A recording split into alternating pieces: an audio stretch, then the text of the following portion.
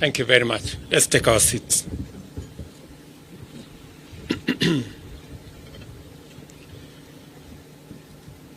Your Excellency, Right Reverend Monsignor Hubertus Van Meegen, the Pope's representative to Kenya, Your Eminence John Cardinal Njue,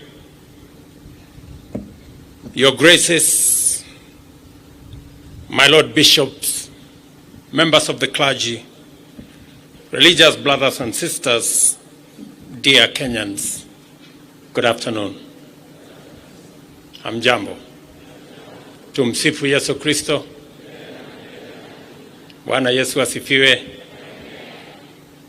It is a great honor to be with you today as we gather to take part in a momentous event which underscores the profound role of faith, faith-based leadership, and faith-based organizations in fostering ethics and integrity in national service. This event also underlines the role of faith in strengthening patriotism, deepening national unity, and mobilizing citizens to selflessly undertake good causes. For this reason, the Episcopal installation of Right Reverend Wallace Ng'ang'a Gashihi as Bishop of the Catholic Military Ordinariate of Kenya is more than a routine change of stewards. We are here to witness and to celebrate the contribution of moral leadership in reinforcing unity, resilience, and strength for our defense forces. We are here also gathered to affirm our confidence that under Bishop Ng'ang'a, the military ordinariate will continue to provide our soldiers with essential spiritual support.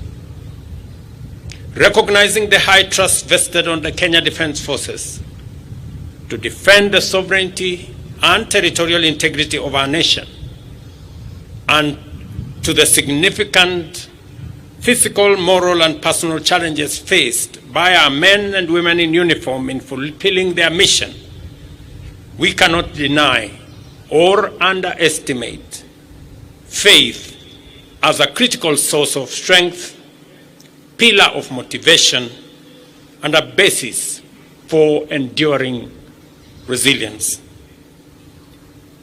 Our presence at Bishop Ng'ang'a's installation underscores our commitment to support our forces in every way, including the provision of spiritual and pastoral sustenance necessary for their well-being and for their duty. In Kenya, we acknowledge the supremacy of the Almighty God of all creation, and therefore the recognition that protection of the freedom of worship is a fundamental constitutional guarantee. Like other fundamental rights and freedoms, it is freely available to all, including those who serve in our defense forces. Every soldier's right to practice their faith can only enable the KDF to maintain greater levels of discipline, not only because of faith, and not only because faith is an effective organizing principle, but also because we worship and serve God, who brings victory, abundance, and success to our nation. To ensure that our defense forces remain strong in every way, including physically and morally, faith-based support structures like the military ordinariate are critical in nurturing the values and organizational ethos that guide our men and women in uniform. They allow our men and women to be brave, to serve the nation, and with distinction to undertake their responsibilities while staying true to their beliefs. We live in a highly dynamic world where faith and moral values are under constant challenge from skepticism, moral relativism, religious extremism, and even terrorism. Our institutions, communities, and nation have never required a solid ethical and spiritual foundation as they do today.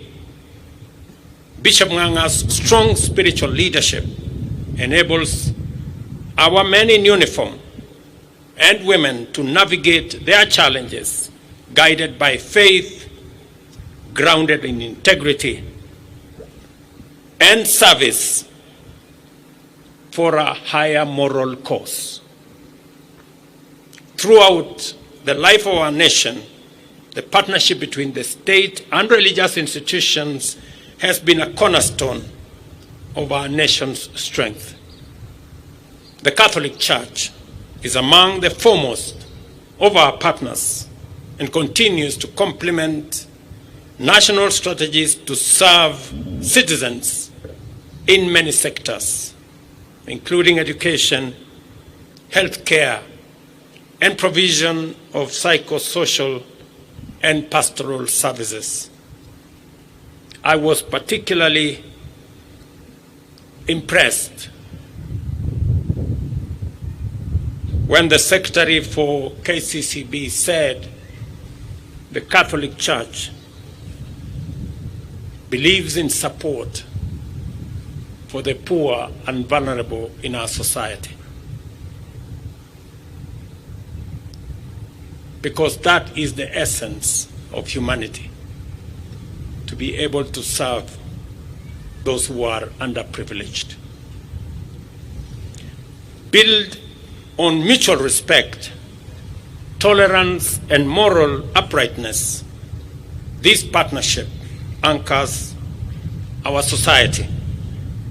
Today, we honor this enduring partnership and express our gratitude to His Holiness Pope Francis for Bishop Nganga's appointment, which strengthens our military's spiritual standing. Bishop Nganga,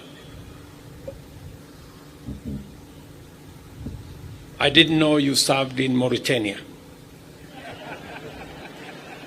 or so it was said.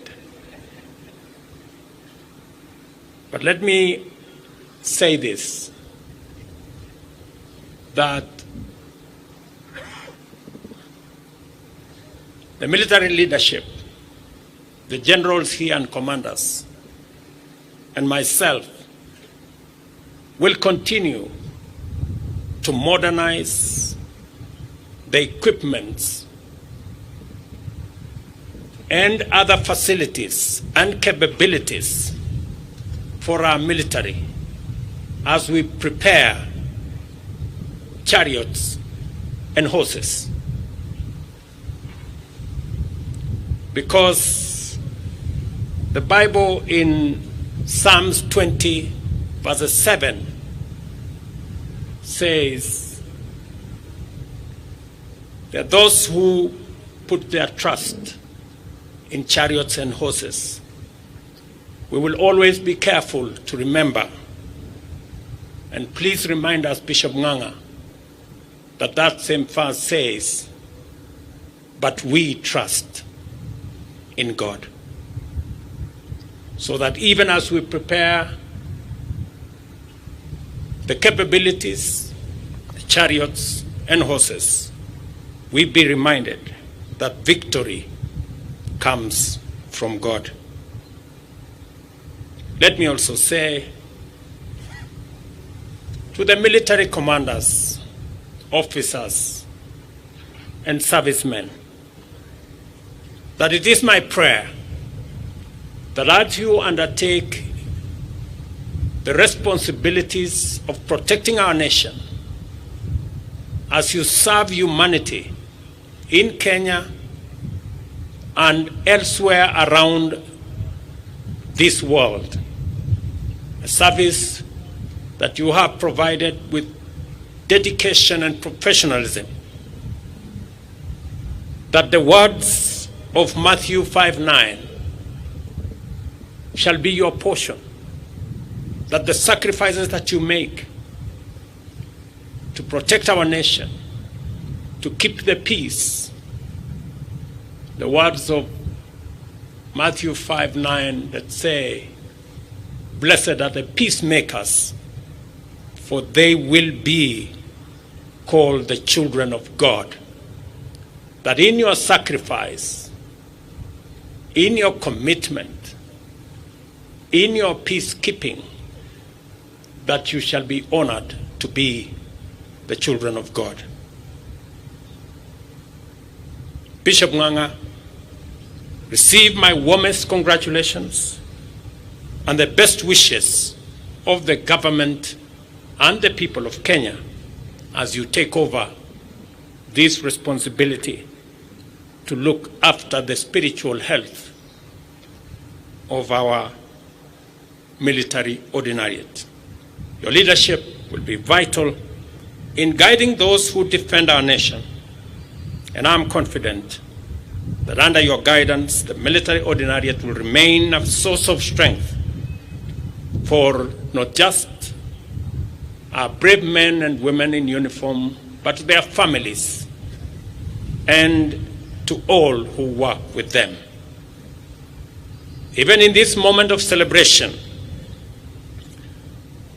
let us take a moment to remember the many heroic men and women whose selflessness, courage, and moral strength inspired them to dedicate their lives and work to the service of our motherland, and especially those who made the ultimate sacrifice in line of duty. Let us honor their memory and gratefully acknowledge their contribution. May their example serve to inspire us to do more and better in the service of our country. May they rest in eternal peace, and may their families find comfort in our respectful recognition of their noble sacrifice and honorable service. May the Almighty God bless our new bishop as he takes over the ordinariate, and may God bless the Kenya Defense Forces and our great Republic of Kenya, a country we so dearly love. Thank you very much. Basi, asante sana Mheshimiwa Rais. Kwa hivi sasa anaelekea kwenye jukwaa kuu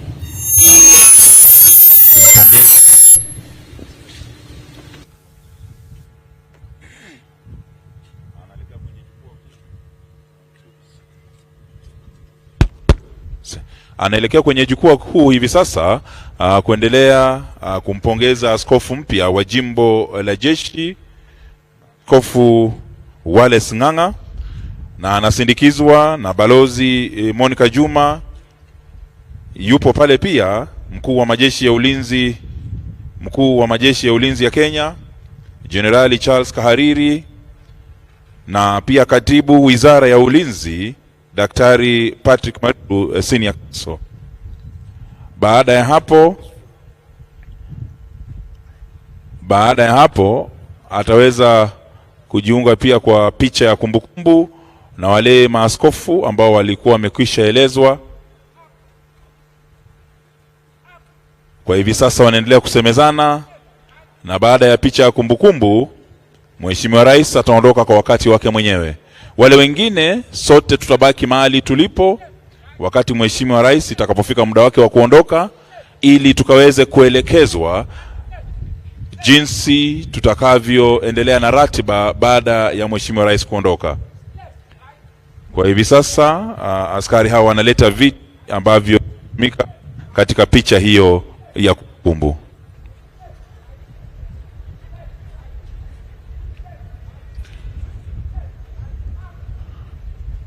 Bas, yani hata viti viko na paredi yake.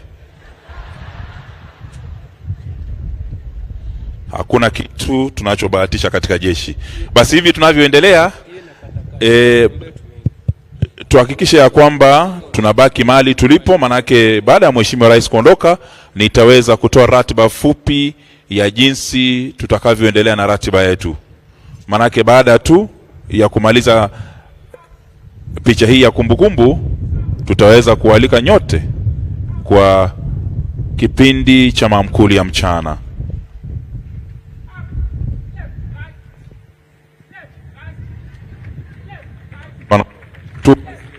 Burudani fupi kutoka kwa wanakwaya.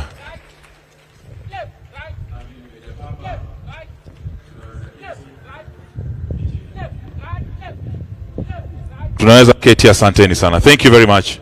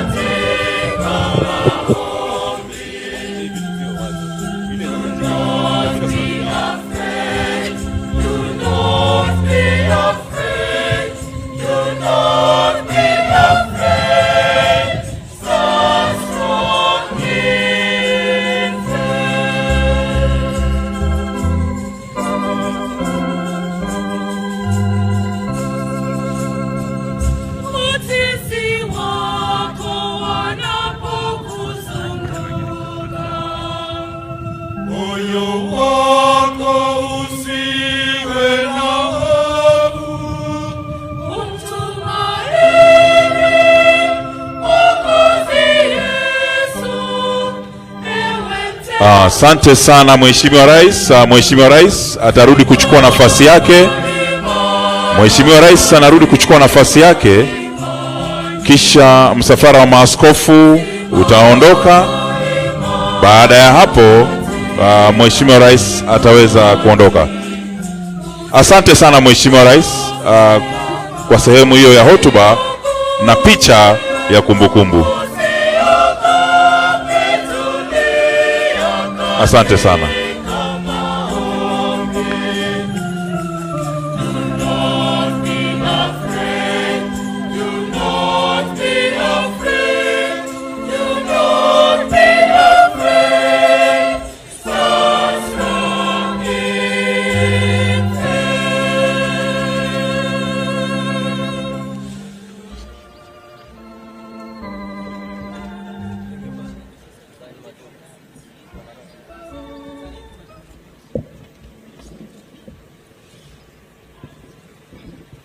Basi kwa hivi sasa msafara wa the clergy na maaskofu unaondoka.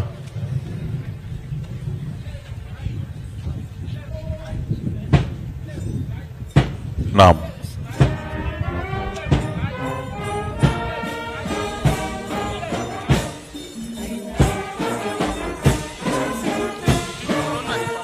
Basi tusimame kwa heshima Mheshimiwa Rais anapoondoka. Tusimame, Mheshimiwa Rais anaondoka sasa. Asante sana Mheshimiwa Rais na wakuu wengine mbalimbali kwa kupata nafasi na kujiunga nasi katika